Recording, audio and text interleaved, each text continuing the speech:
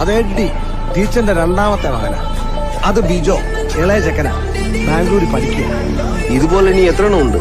2 എണ്ണം കൂടി ഉണ്ട്. ഒരുത്തൻ അവൻ ഈ സിനിമ സ്റ്റണ്ട് ആർട്ടിസ്റ്റാ. അവനിടയ്ക്ക് ഈ തള്ളയെ വന്ന് കണ്ടു പോകാറുണ്ട്. പിന്നെ മൂത്തൊരുത്തൻ. അവനെങ്ങനെ കുഴപ്പക്കാരനാ? കുഴപ്പക്കാരനാണോ?